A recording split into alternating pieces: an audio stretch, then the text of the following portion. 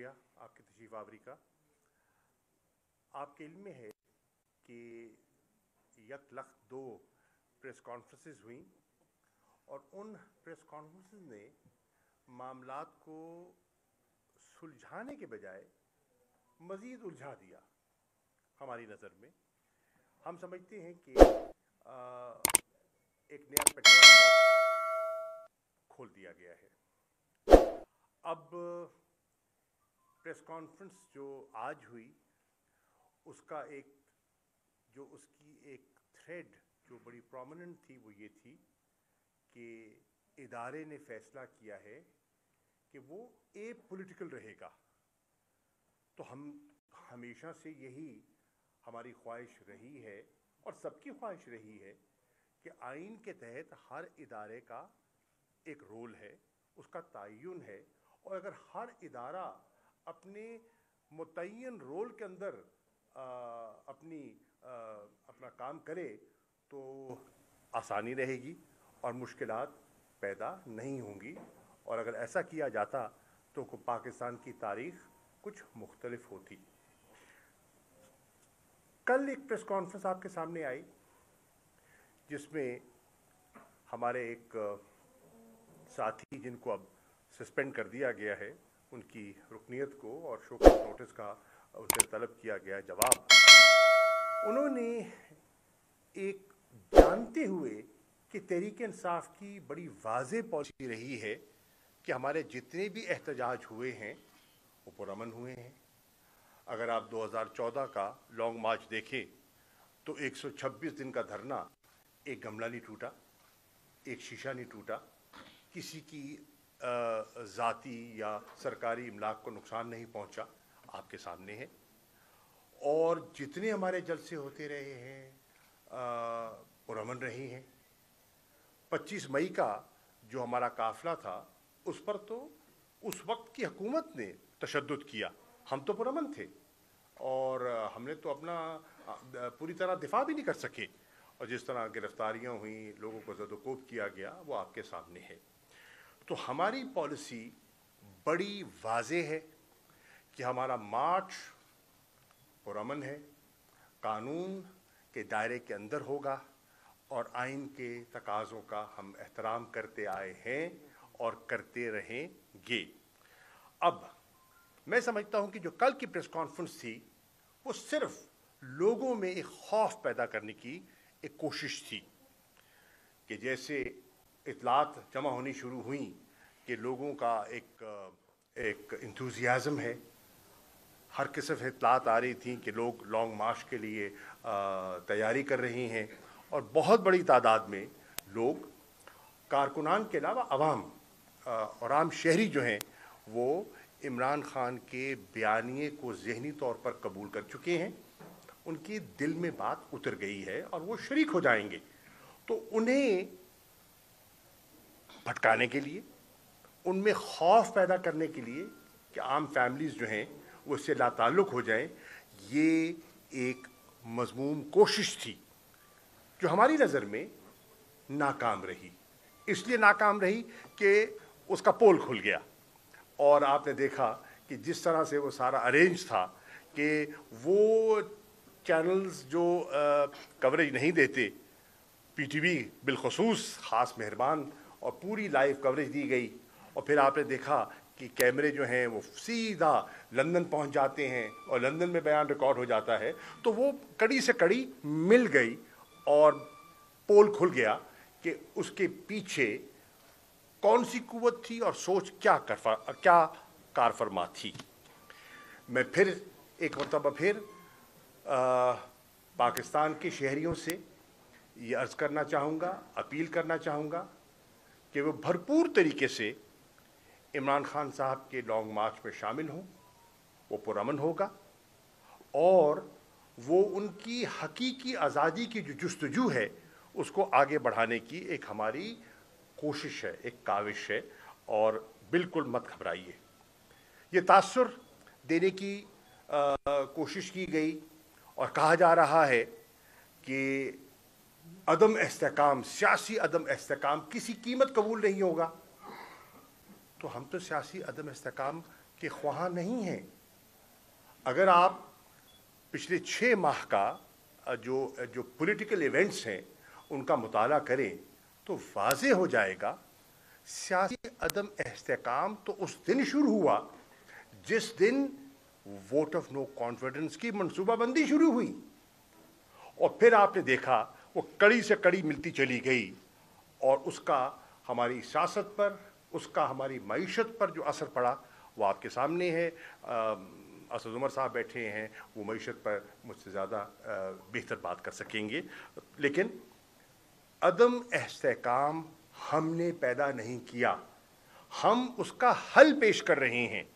ہم سمجھتے ہیں کہ عدم استحکام آ چکا ہے، ملک میں اس وقت عدم استحکام کی کیفیت رونما ہو چکی ہے. ہم اس کا ایک آئینی، ہم اس کا ایک جمہوری حل پیش کر رہے ہیں، اور وہ ہے انتخابات. ہم سمجھتے ہیں کہ انتخابات کروا دینے سے ملک میں پولیٹیکل سٹیبلٹی آ جائے گی، اور اس وقت جو گو مگو کی صورتحال ہے، جو انسرٹنٹی ہے، وہ ختم ہو جائے گی. پھر سائفر کا ذکر آ گیا کہ یہ ایک من گھڑت بیانیہ ہے. ہرگز نہیں. سائفر ہم بارہا کہہ چکے ہیں، ایک حقیقت تھی، ایک حقیقت ہے. ذکر کیا گیا کہ کامرہ میں اس کا تذکرہ ہوا، تو کامرہ کی جو نشست تھی اس میں بھی موجود تھا، اسد عمر صاحب تشریف فرما ہیں، ہم دونوں موجود تھے، عمران خان صاحب موجود تھے، اور اہم شخصیات موجود تھیں. اور جب سائفر کا ذکر آیا اور اس کی سنجیدگی کا وہاں ذکر آیا تو ہمیں تو کہا گیا کہ یہ بالکل سیریس مسئلہ ہے اور اس پہ ڈیمارش ہونا چاہیے، ڈیمارش ہونا چاہیے. اور پھر آپ نے دیکھا کہ اس کی اہمیت کو سامنے رکھتے ہوئے نیشنل سیکورٹی کمیٹی کا اجلاس بلایا گیا. ایک نہیں، ایک سے زیادہ اجلاس بلائے گئے. اگر وہ حقیقت نہیں تھی اور اگر وہ ایک من گھڑت کہانی تھی تو پھر ڈیمارش کی ضرورت کیا تھی؟ پھر یہ کہنے کی ضرورت کیا تھی کہ پولیٹیکل انٹرفیئرنس ہوئی ہے، مداخلت ہوئی ہے؟ اس کا تو تذکرہ پھر اٹھتا ہی نہیں ہے. یہ بھی تاثر دیا گیا کہ ہم نے اپنے سفیر کو، ان کے بیانیے کو سیاسی مقاصد کے لیے حاصل کرنے کی کوشش کی. ہرگز نہیں. سفیر نے دیانتداری سے جو ان کی نشست ہوئی واشنگٹن میں انہوں نے ریکارڈ کی، منٹڈ ہے، اور سائفر اس کی ترجمانی کر رہا ہے. اب اس کا خلاصہ ہے اس گفتگو کا. اور وہ کیا کہہ رہا ہے؟ سفیر کیا کہہ رہا ہے؟ سفیر کہہ رہا ہے کہ انہوں نے اپنے سفارتی تجربے میں اس قسم کی زبان استعمال ہوتے دیکھی نہیں ہے. اس میں دھمکی تھی، اس میں ایسی زبان استعمال کی گئی جو ان کی نظر میں ڈپلومیٹک نہیں تھی، ان ایکسیپٹیبل تھی. اور سفیر کی رائے میں وہ گفتگو اس نوعیت کی تھی جو کہ ڈیمارش کی انہوں نے ریکمنڈیشن دی تھی، ہم نے نہیں. ایک سیزن ڈپلومیٹ نے اس کا تذکرہ کیا. نیشنل سیکورٹی کمیٹی میں اس کو زیر بحث لایا گیا اور اتفاق رائے سے وہاں فیصلہ ہوا کہ ڈیمارش کیا جائے. تو اگر سائفر کے جو کہا کہ ہم نے ایک بیانیہ گھڑا، حقیقت کے برعکس ہے، ایسی بات نہیں ہے. ہم کوئی ایسا بیانیہ نہ گھڑیں گے، نہ گھڑا ہے جس سے پاکستان کو نقصان ہو یا پاکستان کے تعلقات کو، کسی ملک کے ساتھ تعلقات متاثر ہو. یہ ہماری ہرگز نیت نہ تھی. اب میں یہ بھی کہتا چلوں کہ تحریک انصاف بحیثیت ایک جماعت کے ہم نے ہمیشہ اداروں کا احترام کیا ہے، ہم نے ان کا دفاع کیا ہے، ہر موڑ پر کیا ہے. اور ہم سمجھتے ہیں کہ انسٹیٹیوشنز کے مضبوط ہونے سے نہ صرف جمہوریت مضبوط ہوتی ہے، ملک مضبوط ہوتا ہے. اور یہ تاثر دینا کہ خدا نہ خواستہ کہ ہم کسی ادارے کے در پہ ہیں یا اس کی ساکھ کو نقصان پہنچانا چاہتے ہیں، یہ حقیقت کے برعکس ہے. عمران خان کا ایک موقف رہا ہے اور مسلسل وہ کہتے آئے ہیں کہ दुनिया के तजर्बात का उनने हवाला दिया और कहा कि एक मजबूत फ़ौज पाकिस्तान की ज़रूरत है, हमें हमारे इस्तेहकाम के लिए ज़रूरत है। और हमने हमेशा उनकी जो उनकी कुर्बानियाँ हैं उनका एतराफ़ किया है, जो दहशतगर्दी की जंग में इस मुल्क को महफूज करने में उन्होंने किरदार अदा किया है, हमने तारीफ़ की है और हमने इसको एक्नॉलेज किया है। जो ये आपका जो हुआ, ये अभी जो कोरोना के जो चैलेंज आया, उसमें जो हमारी कोऑर्डिनेशन थी, कोऑपरेशन थी, उसमें जो उनका किरदार था, हमने तारीफ़ की। फ्लड्स के दिनों में अगर आते हैं और रिलीफ का काम करते हैं, हम उसका एतराफ़ करते हैं, हमने उसकी तारीफ़ की है। कभी नहीं हमने ये खलीज का जिक्र किया गया कि हमने खलीज पैदा करने की कोशिश की गई है। इसके बरक्स हमारी सोच इसके बरक्स है। हम कभी खलीज न चाहते थे न चाहते हैं। हाँ, अगर कोई काबिल ज़िक्र बात है तो फिर जो पिछले दिनों में यहीं एक नशिस्त हुई और जो गुफ्तगू हुई, उसका नोटिस लेना चाहिए था। और बहुत कुछ कहा गया और बहुत कुछ नारेबाजी हुई, तो उसका नोटिस लेना चाहिए था। हमने कभी ऐसी गैर जिम्मेदाराना नारेबाजी नहीं की। फिर एक हवाला और आखिरी बात करना चाहूँगा, मीटिंग्स का किया गया कि मीटिंग्स होती हैं। मीटिंग का ऑब्जेक्टिव क्या है? हुई, ऑब्जेक्टिव क्या था?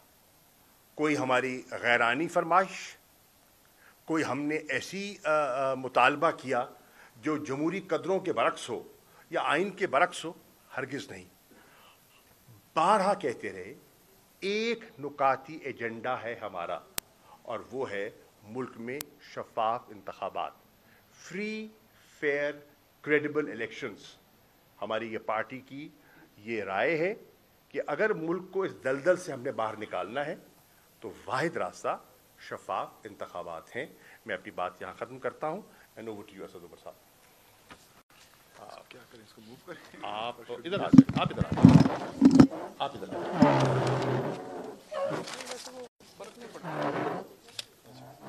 चल, अच्छा जी, जब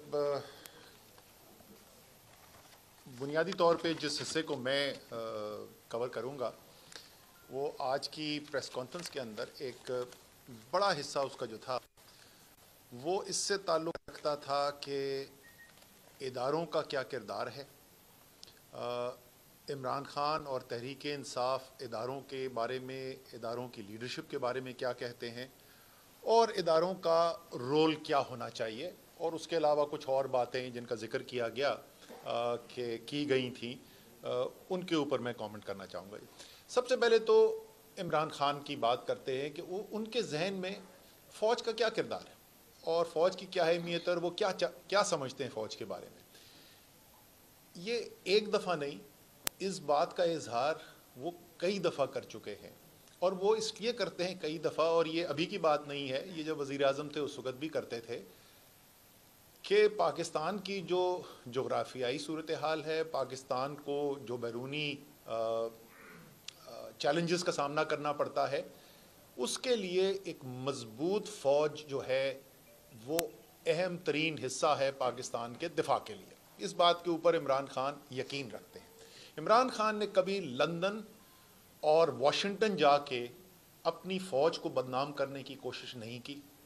उन्होंने जाकर ये बैरूनी ताकतों को ये बताने की कोशिश नहीं की कि ये फ़ौज जो है वो आपको कहती कुछ है लेकिन पीछे से कर कुछ और रही है, और ये बहुत बड़ा ख़तरा है ख़ित्ते के लिए।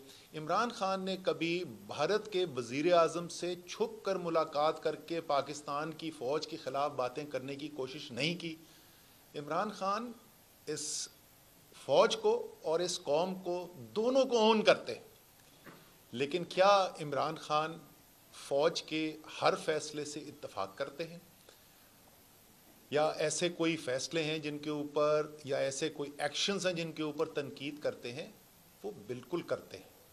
ये उनका आइनी हक भी है, और वो तमाम जो तनकीद होती है, बड़ी खूबसूरत बात की गई कि तनकीद ज़रूर करें, लेकिन उसका मेयार जो है ना वो पहले मुतय्यन कर लें कि वो मेयार क्या है, किस बुनियाद पर तनकीद की जाती है।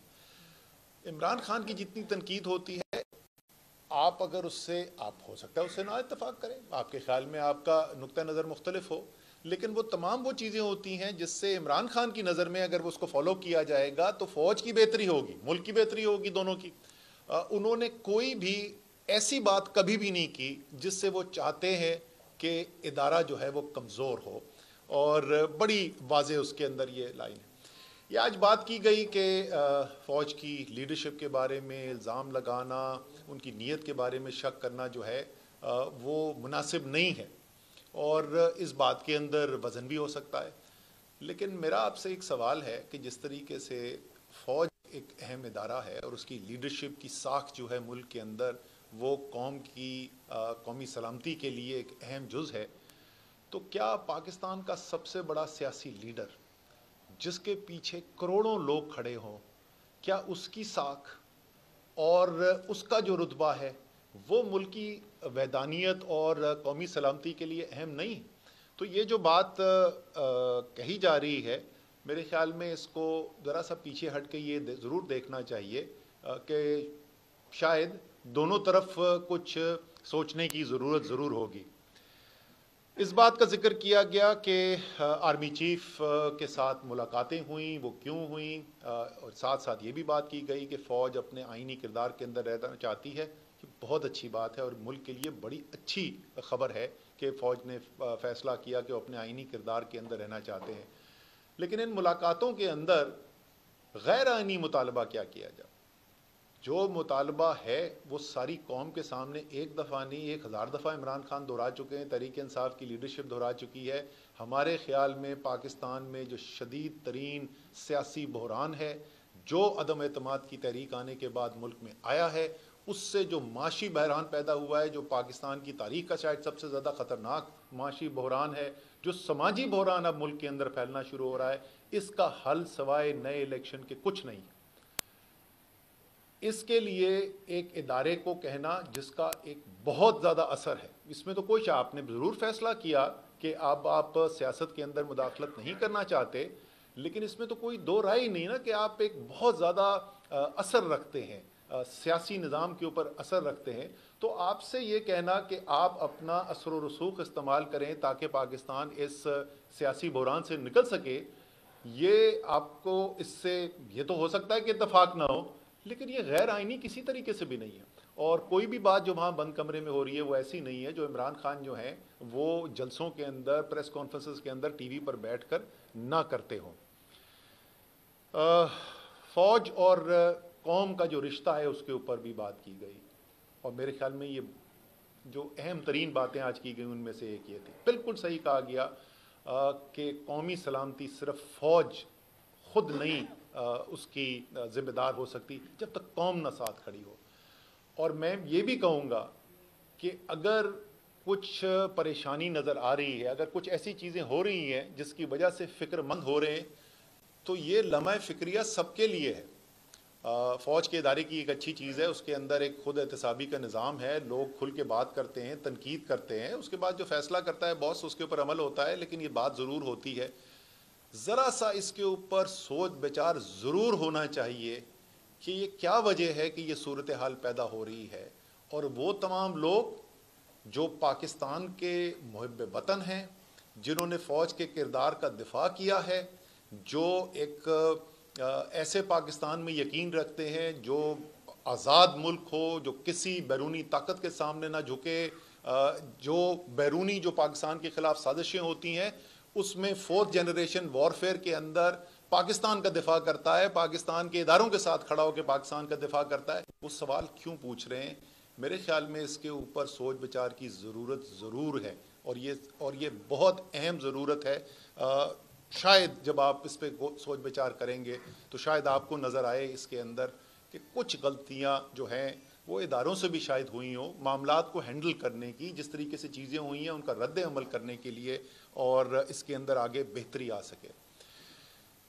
پھر یہ بات کی گئی کہ وزیر اعظم سے جس وقت بات کی گئی، انہوں نے نام نہیں لیا وزیر اعظم کا، لیکن ظاہر ہے وزیر اعظم عمران خان کی بات ہو رہی تھی کہ ان سے جب پوچھا گیا سب سے اہم چیز کیا ہے، تو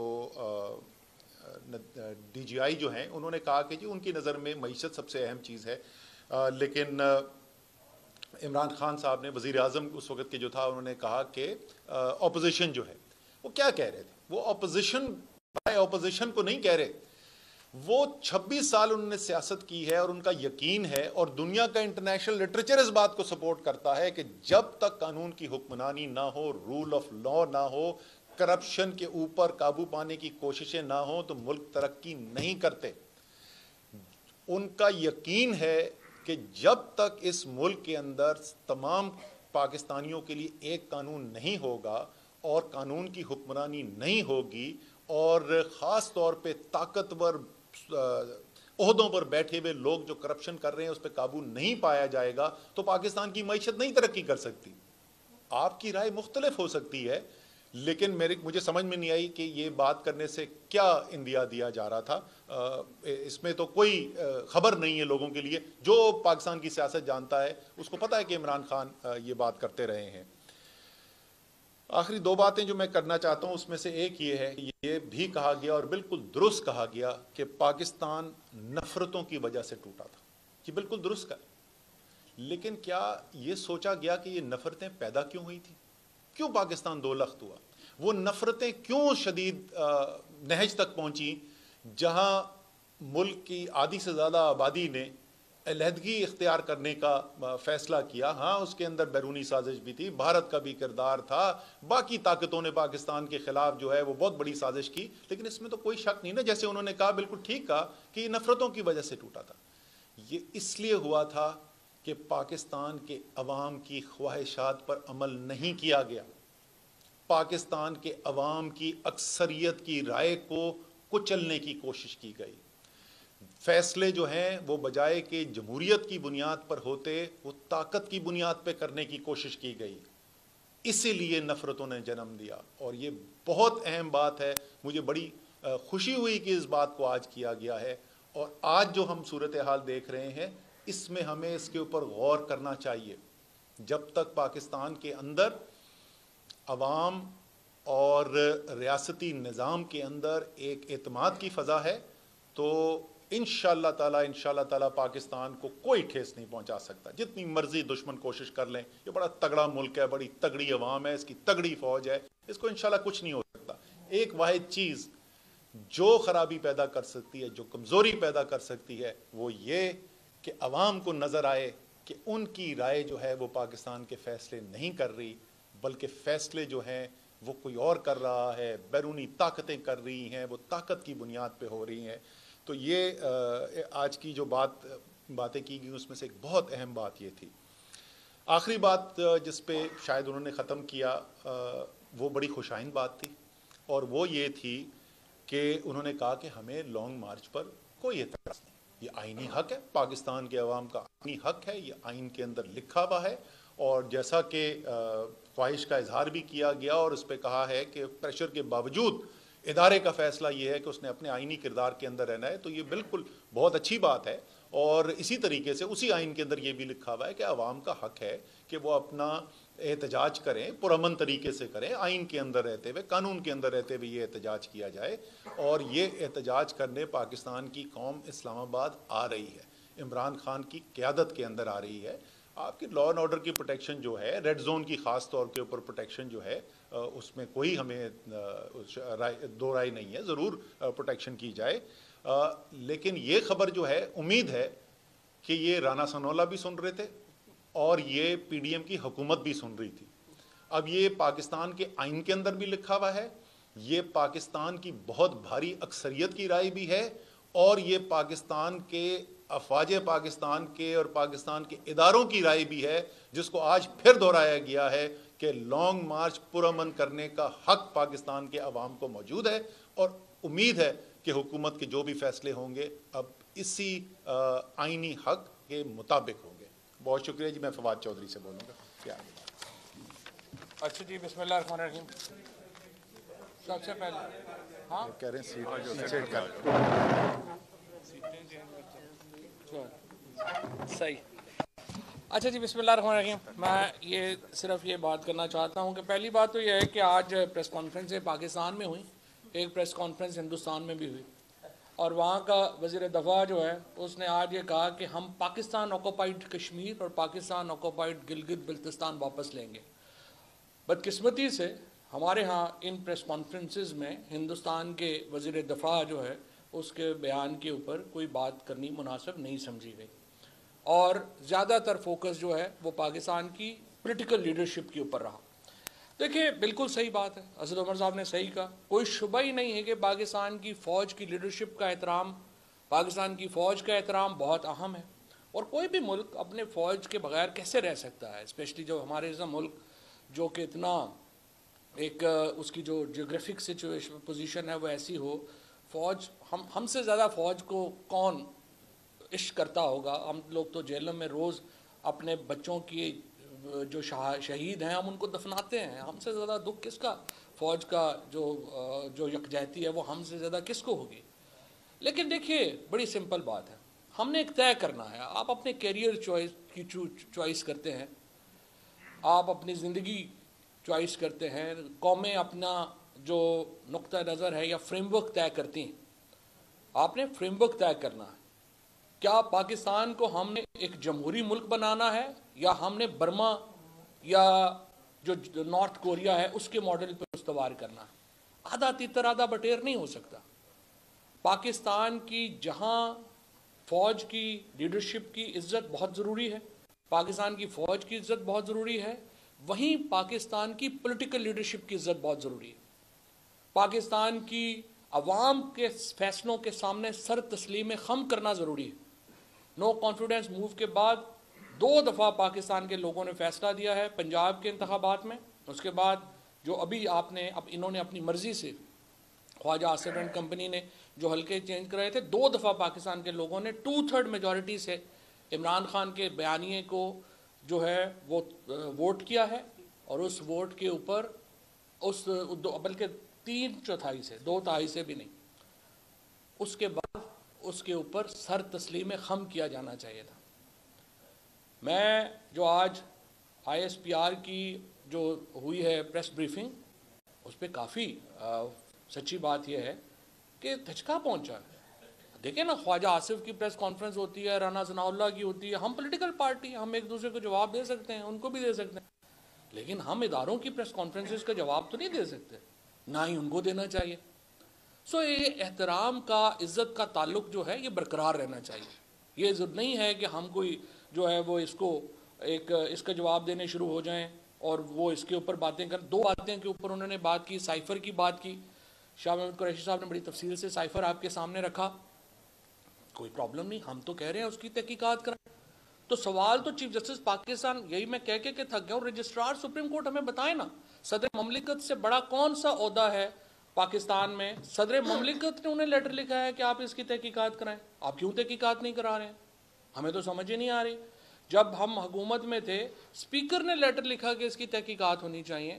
سوال یہ ہے سائفر ہے نہیں ہے، ہوگا نہیں ہوگا، ہم نے سازش گڑی ہوگی، ہم نے برا کیا ہوگا، لیکن بھائی تحقیقات سے کیوں آپ جو ہے وہ نہیں ہو رہی؟ تحقیقات کرائیں عوام کے سامنے. اور پھر ماشاءاللہ کمیشن بنتے ہیں، کبھی رپورٹیں نہیں آئی ان کی ہمارے سامنے یہاں پہ جو کمیشن بنا ہے اس کی رپورٹ ہی کبھی نہیں آئی. تو ہم چاہتے ہیں ایک طاقتور کمیشن بنے جو سائفر کی تحقیق کرے اور سامنے رکھے. یہی معاملہ جو ہے وہ ارشد شریف کا ہے. ارشد شریف صاحب کے اوپر جو تھریٹس تھے یا ان کو جو دھمکیاں ملیں وہ خفیہ تو نہیں تھیں، وہ تو پبلک نالج میں ہے.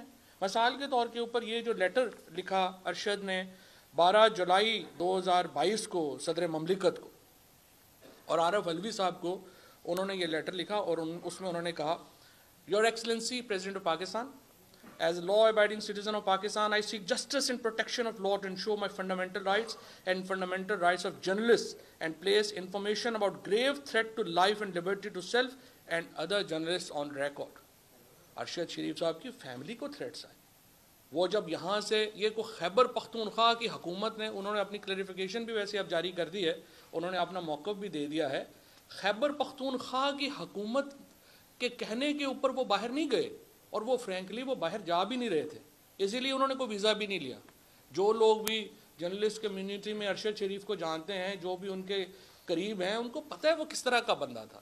وہ بڑا دیر آدمی تھا، اور اس کو جب کہا گیا کہ آپ ویزا لگوا لیں، ویزا لگوانا ارشد کے لیے تو کوئی پرابلم نہیں تھا، اس نے کہا میں نے نہیں لگوانا۔ جب آپ نے 16 کیسز یہاں پہ رانا ثناء اللہ نے بنائے، آج بیٹھ کے جو ہے وہ باتیں کر رہا ہے، 16 کیسز